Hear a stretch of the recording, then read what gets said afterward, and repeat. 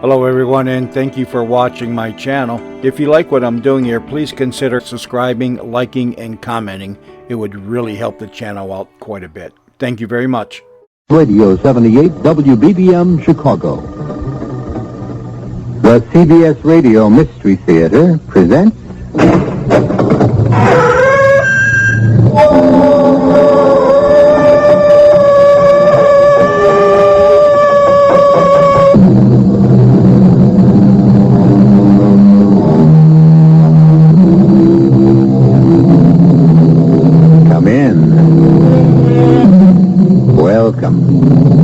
Marshall.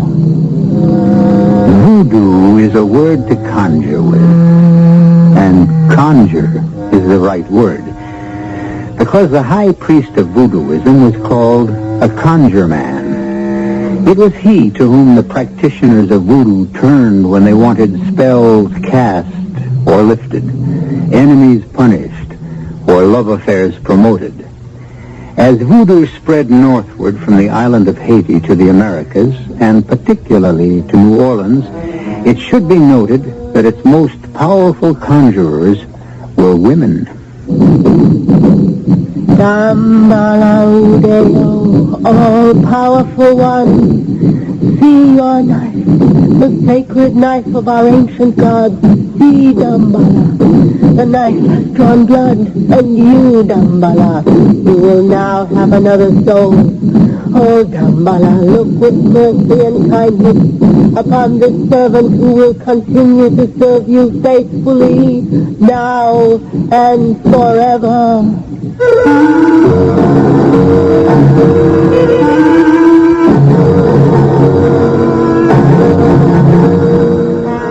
Our mystery drama, The House of the Voodoo Queen, was written especially for the Mystery Theater by Murray Burnett and stars Jordan Charney and Joan Loring. It is sponsored in part by Buick Motor Division and Anheuser-Busch Incorporated, Brewers of Budweiser.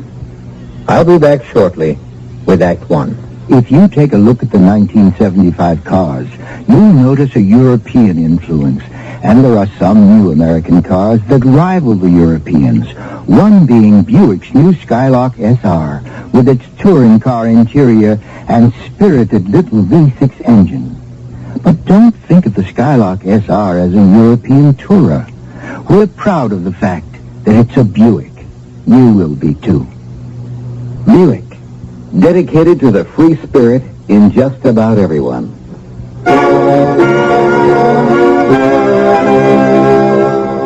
In God we trust. America speaks.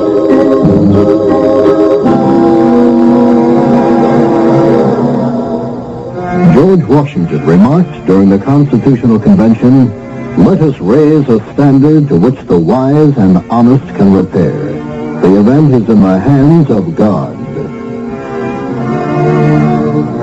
Presented by the Catholic Communications Foundation.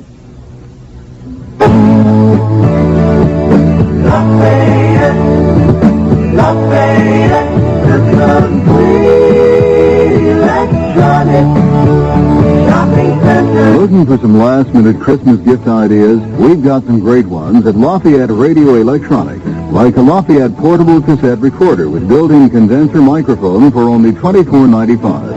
A Lafayette component-style phono system for just $29.95. Well, how about a good-looking AM/FM digital clock radio for a low $19.95? You just can't go wrong with Lafayette's famous quality and prices like these. Come in and see for yourself. Don't wait too long before the special sale ends on December 24th. For more details, see our ads on Thursday and Sunday in your local newspaper. Lafayette, the complete electronic shopping Lafayette, Lafayette.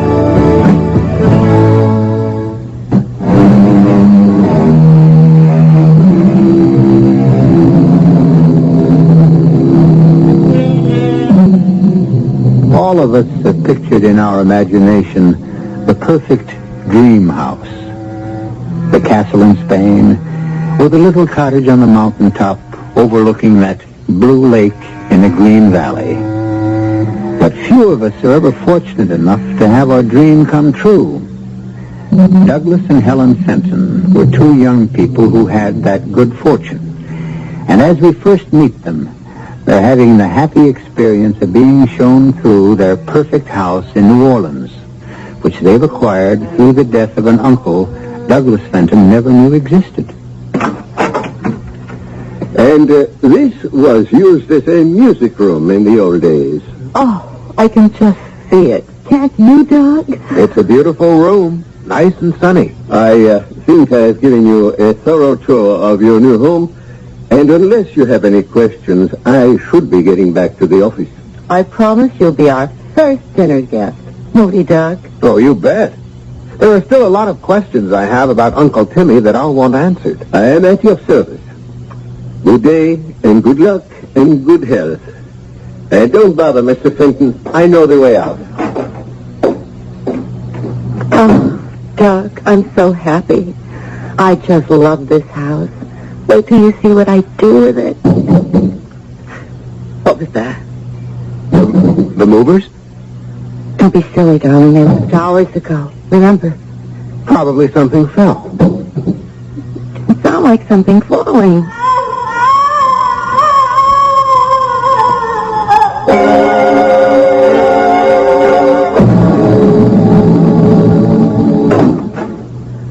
Who's that? Oh, Doug. I'm so glad you're home. How did it go today, darling? Any better? I really can't tell you, Doug, because I'm so ashamed.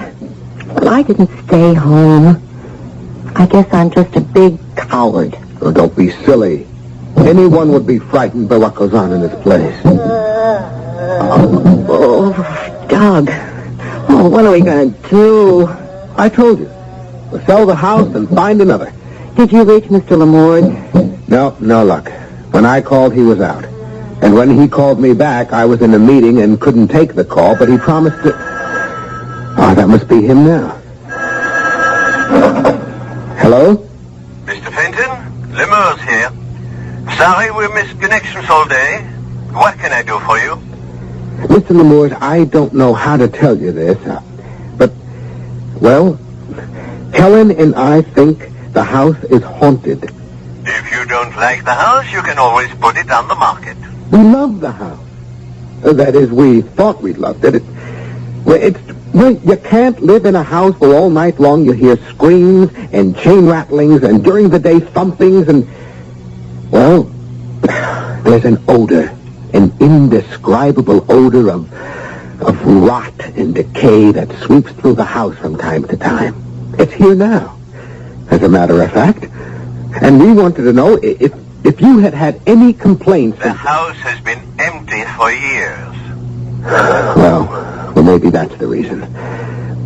Have you heard anything about the house being haunted? You're serious? Of course. Then I can only tell you that feeling the way you do, you shouldn't stay in the house.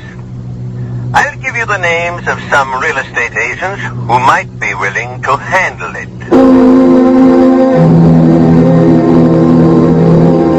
Well, have a seat, Mrs. Fenton. Tell me how I can help you. Well, we have a house we'd like to put on the market. Oh, of course. Would you give me the location? It's in an old neighborhood. 66 Delacourt Street. Yes, I know the house. I thought it was vacant. Well, we just moved in.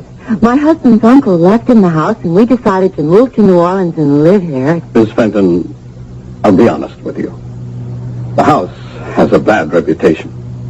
I don't understand. I think you do. Any honest real estate agent would have to warn a prospective buyer that there are definite problems connected with your house. Of course.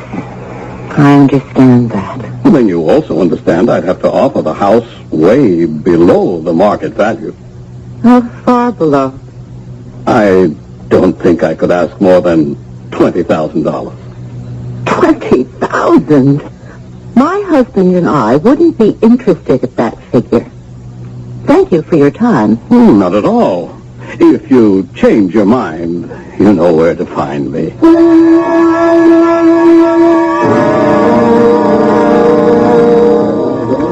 Now, how can a pretty girl look so unhappy after a dinner like this? Huh? When the girl is thinking of going home to a house that scares her and that no real estate agent wants to handle. Relax. Look, we'll put an ad in all the papers and sell it ourselves. You know, it might be better that way. We save a commission. Oh, darling. That's why I love you. You take such a big load off my shoulders and make everything seem so easy. Oh, isn't that what husbands are for? I can think of a few other uses. And that's one reason why I love you. When are we going to put the ads in? First thing tomorrow.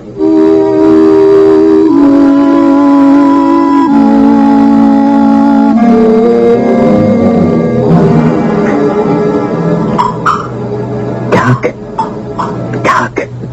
wake up. What? Doug, did you leave a faucet on? The water. Don't you hear it? Yes, I hear it. Did you check the bathroom? I was afraid to. Anyway, it certainly doesn't sound as if it's coming from the bathroom. No, it seems to be right over the bed. Ow! I can't stand it, Doug. Can't you do something? I don't know what to... Tell it to go away, whatever it is. Do you think that would work? We should call the police. Oh, I would. I would if I felt they could help. Whatever it is hasn't hurt us, only annoyed us. So I think maybe if we show we're not bothered, the noises and the smells will stop. I don't think I can do that, Doug. I know. That's why we put the ads in the papers. Doug, hold me close. What's that? Look, it's ghosts that come to the front door. But who could come at this time of night? You talk as if it were 3 a.m. It's only 10:30, and this is a late town. I suppose I'd better see who it is. I'll come with you. Be right with you. Oh, I'm so sorry. I never dreamed I'd be waking you. I'll come back some other time. Oh, no. We weren't asleep. Come on in, come in. Well, it was the advertisement in the Picayune. The house is for sale. Oh, yes, it is. I'm Doug Fenton, and this is my wife, Helen. I'm Zoe Lemay. You're interested in the house? I am. Are you married? No. I'm quite alone. But this is a large house. The ad described how many... Darling, I'm sure Miss Lemaitre knows how large the house is. She's interested. I know the house is large, but I'm hooked on antiquities. I think before we actually get down to business, I should tell you. I know all about the reputation this house has in this city. You do? I do. And you still want to buy it? If I can afford it. And I think that the only way you're going to dispose of it is to sell it very cheaply. Miss Lemaitre, just how cheaply are you thinking? Or aren't you prepared to make an offer? Oh, I'm not only prepared. I brought the certified check along. You've made up your mind. Here it is. Oh, wow. Nancy? $7,800. Well, that's just a fair offer, considering the reputation of the house.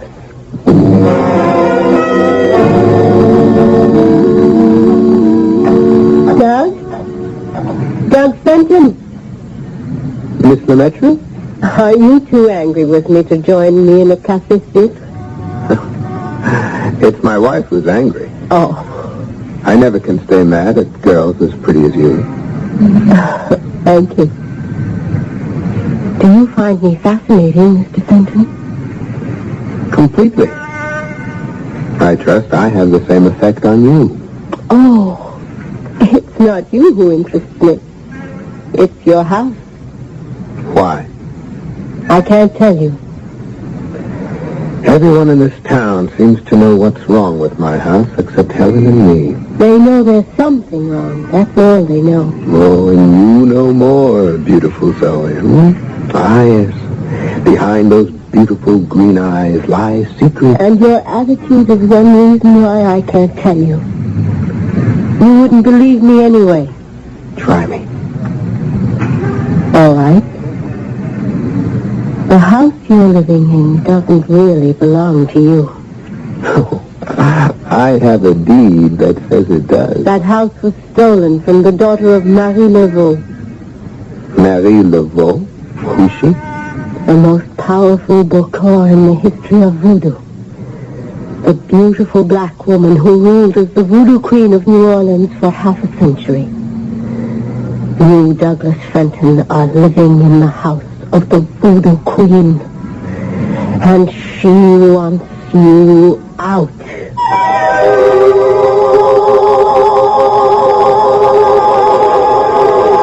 When a landlord wants to evict a tenant, the tenant can always take his case to court. But when the fanciful notion is advanced that the landlord is really a voodoo queen who lived back in the 19th century, that tenant has a problem. I'll be back shortly with a terrifying solution found by Doug Fenton in Act 2. Ever see a beer drinker pour his beer real easy down the side of the glass? Maybe you do it yourself. If so, the Budweiser brewmaster thinks you're missing something, especially if you're a Budweiser drinker. You see, Bud is brewed, so it will kick up a healthy head of foam. Exclusive beechwood aging and natural carbonation make it a lively brew. Well, anyway, pouring Bud plunk down the middle of the glass helps bring out the best in that clean white Budweiser foam and real beer aroma. It also helps you get the full benefit of a taste, smoothness, and drinkability you'll find in no other beer at any price. Remember, brewing beer right does make a difference. Next time, pour that Budweiser right down the middle and see for yourself. Anheuser-Busch, St. Louis. Spencer's just received men's suits from 3 fine Chicago stores.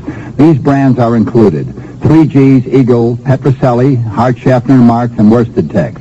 They are ticketed from $69.95 to $120. We are offering them at $17.99, none are higher. The total garments now at Spencer's is over $6,700, and it includes $39.95 to $120 men's suits, sport coats, simulated leather and man-made fur coats, zip-lined and all-weather coats, heavy parkas and overcoats, worth $39.95 to $120, now only $17.99. None higher. No salesman will raise you up. You cannot pay more than $17.99. Often stores advertise certain items, and when you arrive at the store, you are shown a few at the advertised price and are told that you would be better pleased if you spent twice the amount to take a better garment. At Spencer's, every garment is $17.99. No salesman will raise you up. Spencer's, 322 North Michigan Avenue, Chicago. For suburban stores, phone 263-4700. Sunday, 10 a.m. to 6 p.m., 10 a.m. to 9 p.m. all next week.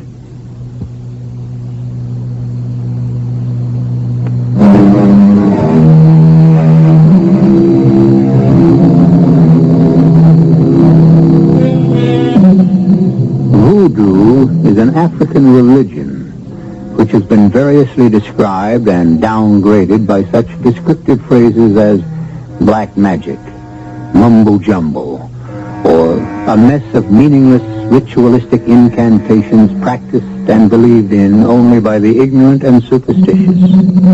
Nevertheless, it survives. Douglas Fenton has been told that voodoo presents a very real and serious threat to his living in a house he inherited in New Orleans.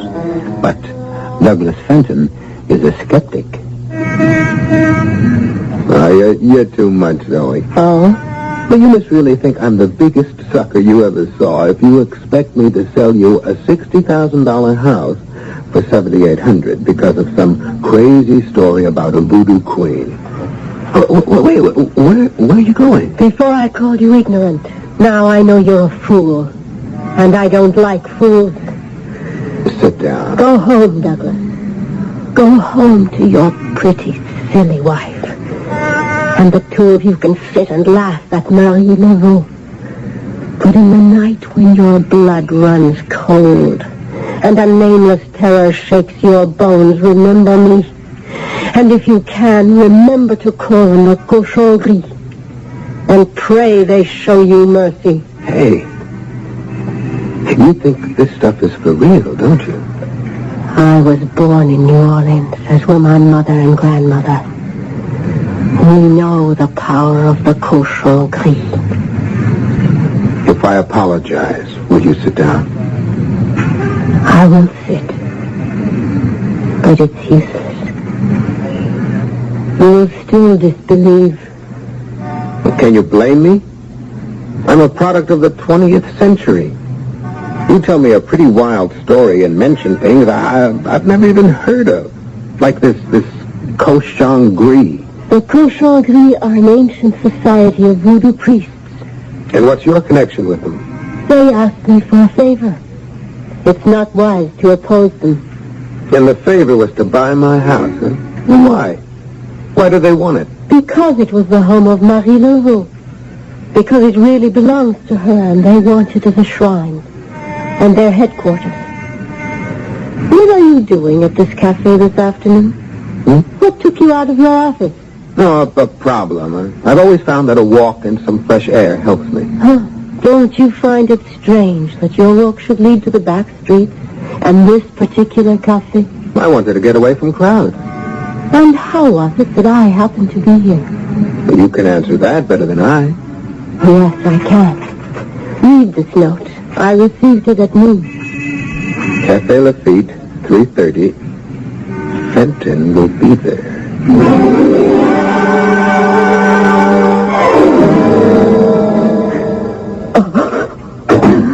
Helen?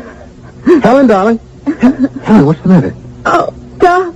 I'm so glad you're home. So glad. Look there on the floor. What the devil is it? What does it look like?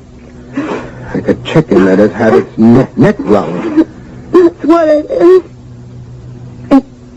I found it on our doorstep. Along with the chicken, I found this. This looks like a child's drawing of some kind of snake. No, not a child, Doug. Not a child. According to the police, these are voodoo symbols. Have you ever heard of voodoo? Strange that you should mention that. I had a crash course earlier today. What? The girl who came here to buy our house, I ran into her today at a sidewalk cafe. She seemed to know a lot about it. She told me... Yes. No, it's not important. What did the police say? Well, these were voodoo symbols. That they may be the work of a prankster, or it might be a believer. And someone who thinks voodoo magic actually works. Someone with a grudge against us. The cochon gris.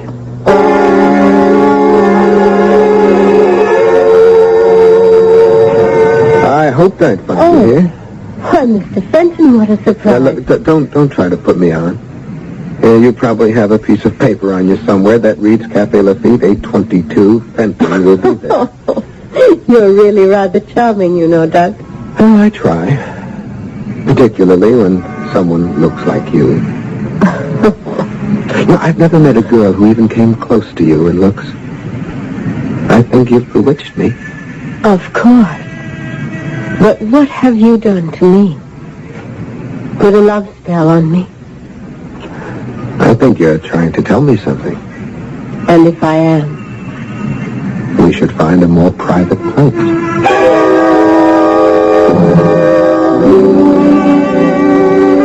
I shouldn't tell you this. Oh, Doug, darling, I've never felt like this before in my life. Never with anyone. Oh, you're a beautiful liar. But I love to hear it. I mean it, Doug. Oh, you're an astonishing girl. Really? We've been here for 2 hours, and you've never once mentioned my wife. Oh. Should I have? Let's just say it's unusual. Oh. You're an experienced adulterer. Ouch. Now, why did I bring her name up? I don't know. I do. It's because I'm worried about the things she finds on our doorstep. What sort of things? Well, a chicken with its neck wrung. A piece of cardboard with a crudely drawn snake. Oh, yes, that means something to you, doesn't it? Spells. They're put in or near people's houses for a purpose. And they mean something. Of course. I'm almost afraid to ask. You should be. The chicken with its neck wrung means death. Helen? Helen, are you all right? Yes, Doug, darling, I'm fine. Well, how was today, huh? I mean, Well, if you mean, were there any other little presents left on our doorstep? No. well, that's good news. Maybe they've stopped. I won't complain. After all, you're home early tonight. What does that mean? Oh, nothing, really. It's just that you've been working so late at the office so often, and I realized that I'm not as attractive as I used to be, and also I guess I'm not much Yeah, I fun. hate to hear you talk like And I that. hate to talk like that. Maybe I wouldn't if... If what? I know how attractive you are, and there are a lot of beautiful women in the world, and... Oh, please, this isn't necessary, Helen. I'm afraid it's very necessary. Will you stop seeing Zoe Lemaitre?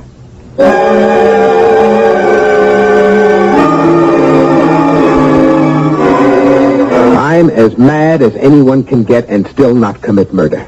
It's your associates. Those voodoo priests you tell me are called the cochon gris. They're not my associates. Sometimes they ask me to do favors for them, and I know it's not wise to refuse. Oh, they must really be grateful to you. They've rewarded you by telling Helen every time we met. Oh, Now tell them to lay off. I won't. You won't? What do you want to do, break us up? You know better than that, Doug. It's just that I don't want to make a fool of myself.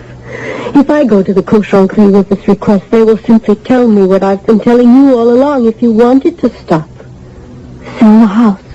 We would, gladly, if we could get anywhere near what it's worth. What is it worth, really, Doug?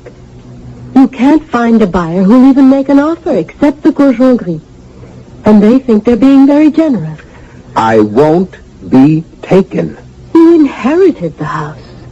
Whatever you get is pure profit. You really don't understand, do you? I know that if you won't sell, then Helen will have to suffer. Not if I stop seeing you. That would be your choice. And I'm making it. Right now. If you can let me walk away rather than ask a simple favor of people who owe you, then I'll walk. Goodbye, my love.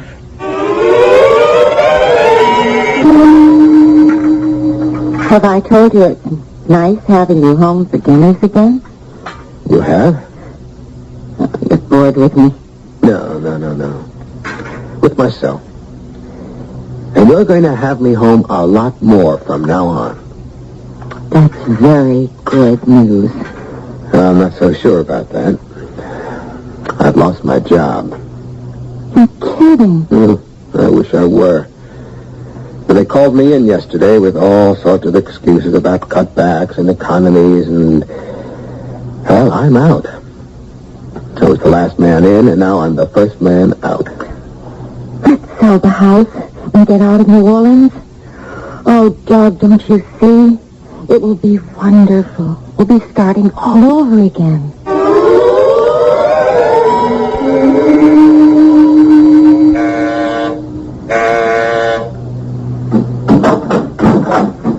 I'm back. So I see. May I come in? What happened to your key? I threw it away so I wouldn't be tempted to use it. But I couldn't stay away. I'm glad. Did you miss me? Oh, Doug. Oh, Zoe. Zoe, my love, my darling. You don't know how much I missed hearing those words the last 2 weeks. Yeah, well, I'm afraid you're going to miss them a lot more. What? I've lost my job, and Helen's asked me to sell the house and get away from this city. And, incidentally, you. Oh. She no longer cares how little we get for it. She's completely fed up. And you, Doug? It's very tough to put up a decent argument for staying. If you could, would you stay? How can I stay without money? If it's money that separates us, you don't have to say goodbye at all. Excuse me, love. I didn't know I was talking to a wealthy plantation owner. I only meant I might be able to get you all the money you want. The only friends I know you have are the tightwad cochon gris who only want to pay $7,800 for a $60,000 house. They've been known to put a higher price on other things. Like what? Souls. You know, you're really too much with that voodoo business. If there were anything to it, which you know I don't believe for a minute, I'd have to be crazy to be willing to sell my soul. I didn't mention your soul, did I? I can't sell what I don't own, and as far as I know, I only have one soul. There are others you can pledge. Other souls you can speak for. Would you care to put a name to that soul? Anyone near and dear to you. Like Helen. She would be one. I don't know whether to laugh or just walk out of here. I'd never hurt you, Tell me, just what kind of a man do you think I am? A man I can love. Love? That word sounds very strange on your lips. The same lips that can talk about me selling my wife's soul. Oh, go away. You're just like everyone else, crying about not having any money and not willing to pay the price for getting all you want, everything you want, including me.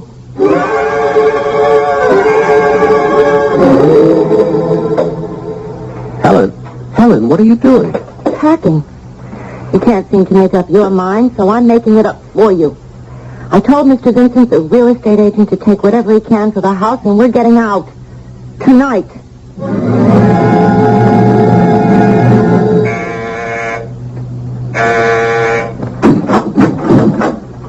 Oh, I've been expecting you. There's a cafe fit on the coffee table. How did you know I'd come back? Because I chose you. I couldn't make a mistake about the man I chose to love. Well, when you stop patting yourself on the back, I'd better tell you that the only reason I'm back is because I don't believe any of this voodoo stuff. And that's why I'm willing to go along. Of course. And to prove it, I'm not going to make any deal where I have to shoot, stab, poison, or in any way do anything that's going to cause physical harm to Helen. No one's going to ask that of you.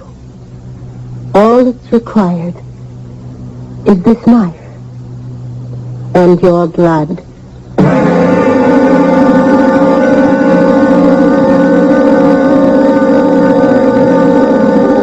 If you're in love with a beautiful girl who practices voodoo and believes that a drop of your blood drawn from you by a sacred knife will bring you luck, why not? And from there, it's just a short step to making deals about souls, yours, and even others. Because after all, it doesn't really work. Or does it? I'll be back in a moment with Act 3. When you buy a mid-sized car, you expect certain things from it. Namely, a reasonable combination of comfort and economy. Well, friend, Buick has a mid-size to meet your expectations. The 1975 Century Regal. It's a joy to look at, a joy to ride in, and Buick's new V6 engine makes it a joy to drive, especially past gas stations. Buick Century Regal, dedicated to the free spirit in just about everyone. The blue whale is the biggest animal that ever lived. Bigger than 2 dinosaurs, heavier than 25 elephants. Today it's nearly extinct after years of relentless commercial hunting. Now other whales are in danger. For what? Some rare vitamin? Some precious serum? No. For margarine, pet food, shoe polish. What a way to go. Help save the whales we have left. Right? National Audubon Society, 953rd Avenue, New York, New York. Did you know that more children die from being hit by automobiles than from any other cause? 10,000 pedestrians and cyclists are killed, and another 500,000 are injured in our country every year. And most of these casualties happen to children, especially after dark. There is something to keep your children safer after dark. A safety kit of hot dots reflective stick-ons that give off a blast of light. Drivers can see them from 600 feet away. Protect your children at night and on dark school mornings. Stick hot dots on bicycles, clothing, books, lunch boxes. Get your hot dots kit free at Northwest Federal Savings, 1 block west of Cicero Avenue on Irving Park Road, or in Des Plaines on Dempster Street, just east of the Tri-State Tollway. But hurry, our supply is limited. A message from Northwest Federal Savings to help keep your children safer after dark. This is WBBM, Chicago News Radio 78.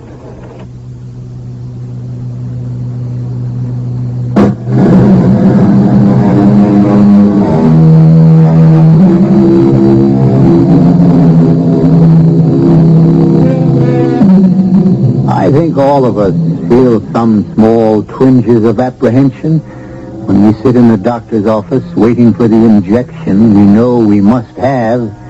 But how do you describe the feelings of a young man sitting opposite a girl he adores, who is wielding a ceremonial knife preparatory to drawing some blood? Zoe, my love, you're beautiful and an enchantress.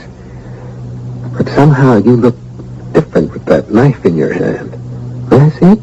Be careful. It's very sharp. And heavy. It's pure gold. I don't suppose you could use something smaller than this. It really looks lethal. I could use a lot of different things, but then this paper would be meaningless. Well, it's blank. At the moment. It won't be after you write your wife's name on it. Well, before I do that, what am I supposed to get? As much money as you need. Or want. Oh, suppose I said I want $1 million. The amount isn't important. Just trust me, and for 1 year, money will rain on your head in a golden shower. And what happens after the year's up? We'll cross that bridge when we come to it. What have I got to lose? Nothing. But before you write your wife's name, you know, of course, what she is losing. Yeah, I know. I'm pledging her immortal soul.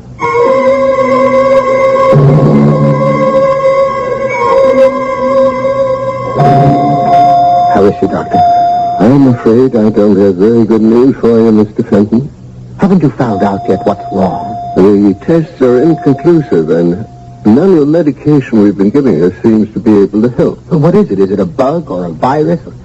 We just don't know. She's been asking for you. Helen? Helen? I'm here. Oh, Doc. You didn't have any trouble getting away from the office? I keep telling you, darling, I'm my own boss now.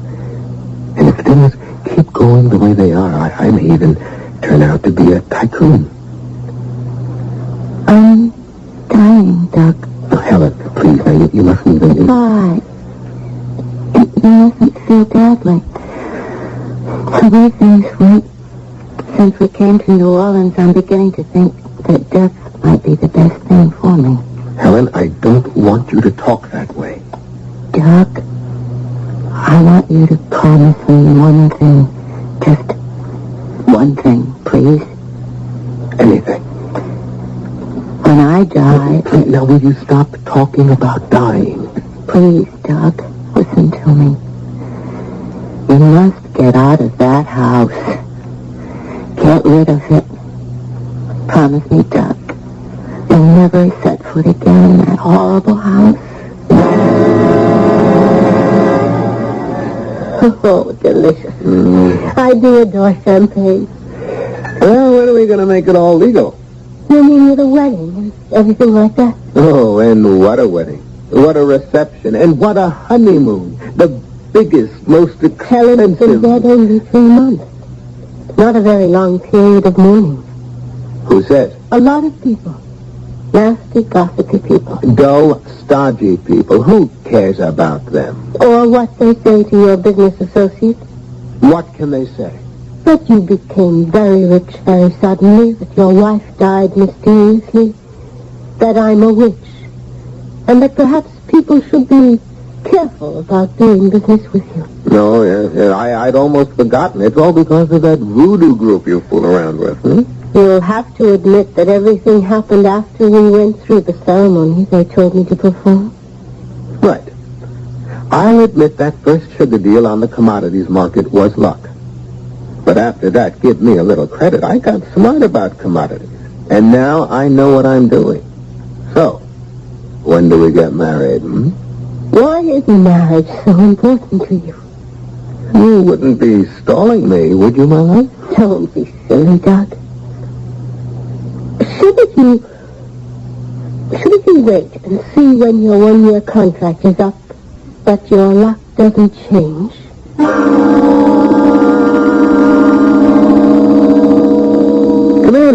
Come in, Lamore. Sit down. Your offices are most impressive, Fenton. Most impressive. You said that you wanted to see me on a matter of utmost urgency. That's right. First, I owe you an apology. For what? For my cowardice. I don't know what you're talking about. The facts about your uncle's house, which I knew and withheld from you deliberately. No, forget it. I'm out of the house, and you have nothing to reproach yourself for. I had heard you sold the house, and I also know the price. That suggested to me that you still had your reasons for it. I just didn't want the trouble of looking around for buyers. I grabbed the first offer I got. From Miss Lemaitre. Something wrong with that? I will be brief. I didn't tell you and your wife the history of the house because I was afraid of the cochonnerie, afraid of the power of VooDoo. Fenton, you're in danger. Me? Yes. How did your wife die? Some unknown virus? Some kind of fluke, the doctor said. Don't you think that's strange? An unknown disease in this day and age? Look, Lamour, you can believe what you want, but leave me out. I can't. Because of your relationship with Miss Lemaitre. I beg of you one favor. Tonight, come with me and meet Louis Gaston. It may be your only chance to save yourself. I don't feel any need for salvation. Now, if you've heard of Louis? Never. Louis Gaston is a 90-year-old Cajun who's lived all his life in the bayous. He knows more about voodoo than any other human being. What are you doing? Helping you out of my office, and you won't leave when I ask you to. I'll gladly go. If you'll tell me you haven't let her talk you into making some kind of silly bargain. Why did you say that? So you have. You've sold your soul. Fenton, for the love of God, come with me to the bayou tonight.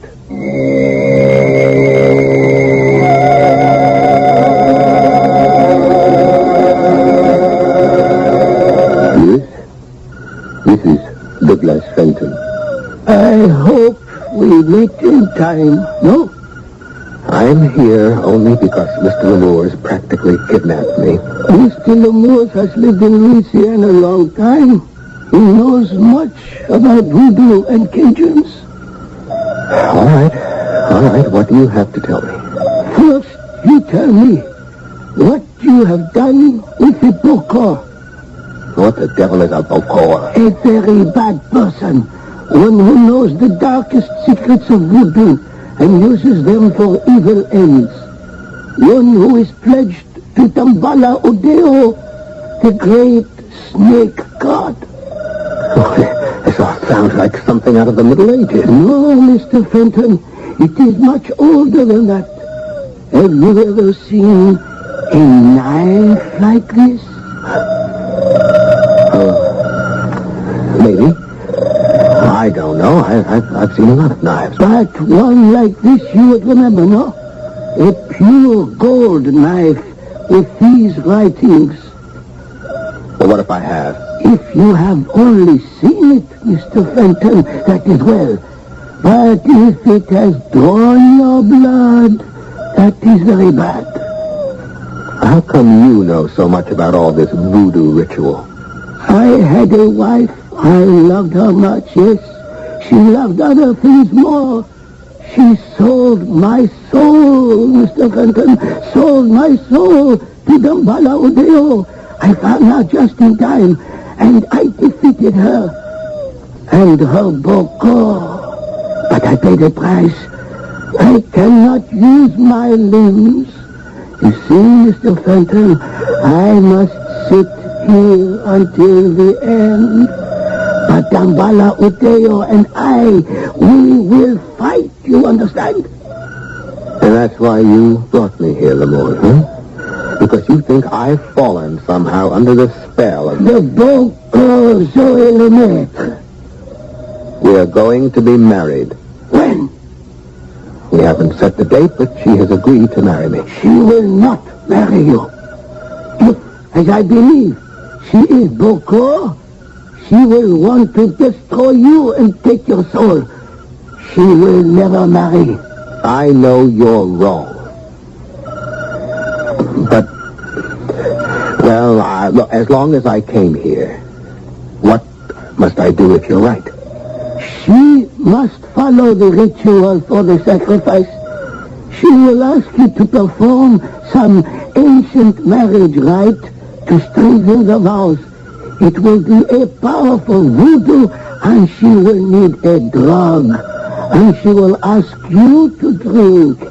If you drink, nothing can save you.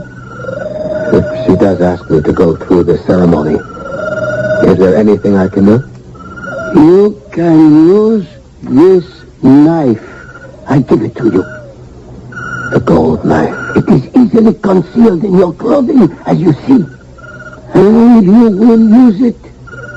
But I thought you said that this knife could only be used by a Bokor. Or on a Bokor. Where were you last night, my love? You're not the only one who's jealous, you know. You never have to worry about me. You should know by now that I'm yours, my love, for life. Zoe, are we going to get married? Of course. When? Whenever you like. You mean that? You really mean that? You set the date. Today? Oh, really, Doc. You've got to give a girl a chance to get ready. All right. Well, how about Saturday? Saturday. Saturday sounds lovely. There's just one silly favor I'd like to ask. No, anything. What? Before the real wedding, with the minister and everything. I know it's superstitious, but you know yourself. I just wouldn't feel that we were truly married unless we went through a little native ceremony that my family has observed in every marriage. A native ceremony? It's nothing, really. Just the two of us before an ancient altar. I know you'll think it's nonsense, but it means so much to me. So much that I don't think I can marry you. Unless you go through with it.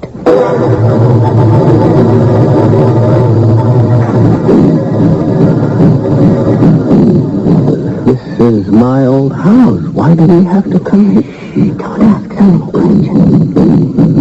Pretend we're playing some childish game. It will seem that way to you, Doug, but to me it's... Well, the way we've always done things. What's that? The altar. But that statue, He looks frightening, but it's just an old statue of a snake god that blesses every man. Zoe, please. You know I don't believe all this. Oh, Maybe you're used to the darkness and the candles and the drums, but... here. Drink this and you'll feel better. What's that? A little ceremonial wine, darling. It was left on the altar for us. Drink it. Do you really want me to drink from that goblet? Yes. You insist? Darling, it's the only way. You'll drink for me. If you come into my arms and hold the goblet to my lips. Now who's that, Charlie? It's the only way. All right. Here. Drink. Doug, you're holding me too tight. Doug, the knife. No. Doug, help me.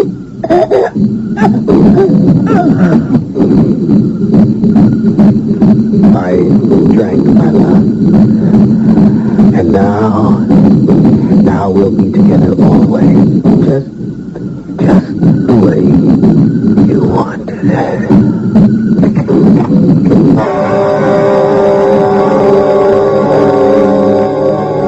A friend of mine told me the story of an investigative reporter who penetrated some real voodoo ceremonies and photographed the strictly forbidden rites.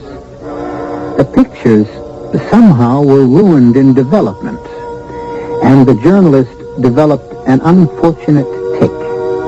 His right hand, the hand that operates the camera, now moves ceaselessly in the air, completely out of control. The doctors diagnose it as a nervous disorder. But of course, they don't practice voodoo. I'll be back in a moment.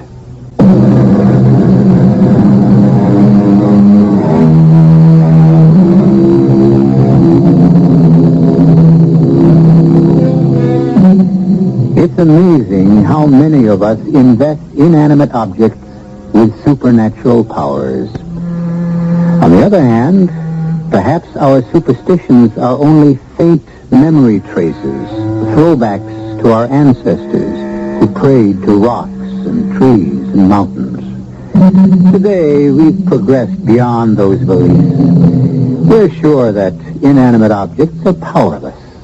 On the other hand, we're told that nothing is sure except death and taxes. And, of course, the fact I'll be here tomorrow. Our cast included Joan Loring, Jordan Charney, Renee Roy, Dan Ockel, and Gilbert Mack. The entire production was under the direction of Hyman Brown.